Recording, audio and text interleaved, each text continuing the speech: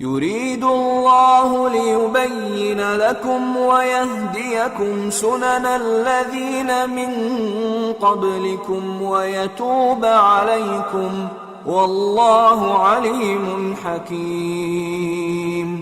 والله يريد أن يتوب عليكم ويريد الذين يتبعون الشهوات أن تميلوا ميلا عظيما.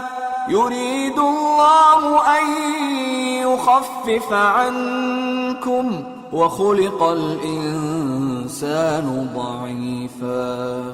يا أيها الذين آمنوا لا تأكلوا أموالكم بينكم بالباطل إلا أن تكون تجارة عن تراض منكم ولا تقتلوا أنفسكم إن الله كان بكم رحيما. ومن يفعل ذلك عدوانا وظلما فسوف نصليه نارا وكان ذلك على الله يسيرا. إن تجتنبوا كبائر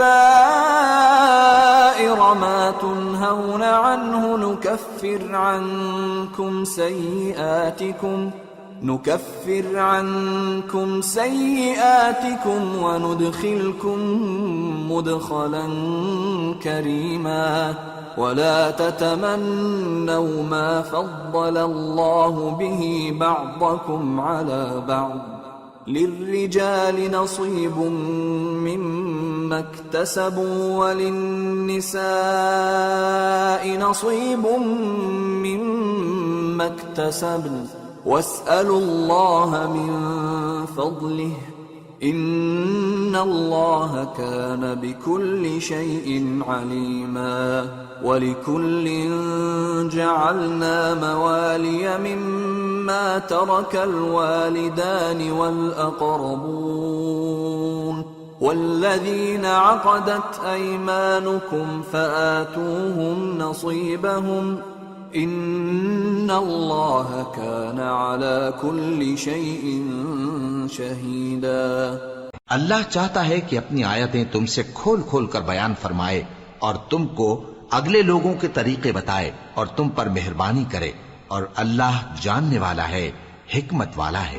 اور اللہ تو چاہتا ہے کہ تم پر مہربانی کرے، اور جو لوگ اپنی خواہشوں کے پیچھے چلتے ہیں وہ چاہتے ہیں کہ تم سیدھے رستے سے بھٹک کر دور جا پڑو۔ اللہ چاہتا ہے کہ تم پر سے بوجھ ہلکا کرے، اور انسان طبعاً کمزور پیدا ہوا ہے۔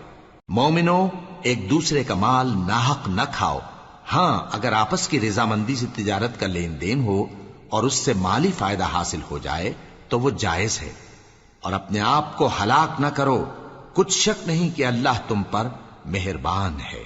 اور جو زیادتی کرتے ہوئے اور ظلم سے ایسا کرے گا تو ہم اس کو عنقریب جہنم میں داخل کریں گے، اور یہ اللہ کو آسان ہے۔ اگر تم بڑے بڑے گناہوں سے جن سے تم کو منع کیا جاتا ہے پرہیز کرو گے تو ہم تمہارے چھوٹے چھوٹے گناہ معاف کر دیں گے اور تمہیں عزت کے مکانوں میں داخل کریں گے۔ اور جس چیز میں اللہ نے تم میں سے بعض کو بعض پر فضیلت دی ہے اس کی تمنا مت کرو۔ مردوں کو ان کاموں کا ثواب ہے جو انہوں نے کیے، اور عورتوں کو ان کاموں کا ثواب ہے جو انہوں نے کیے، اور اللہ سے اس کا فضل و کرم مانگتے رہو، کچھ شک نہیں کہ اللہ ہر چیز سے واقف ہے۔ اور جو مال ماں باپ اور رشتہ دار چھوڑ مریں تو حقداروں میں تقسیم کر دو کہ ہم نے ہر ایک کے حقدار مقرر کر دیے ہیں، اور جن لوگوں سے تم عہد کر چکے ہو ان کو بھی ان کا حصہ دو، بے شک اللہ ہر چیز پر نگراں ہے۔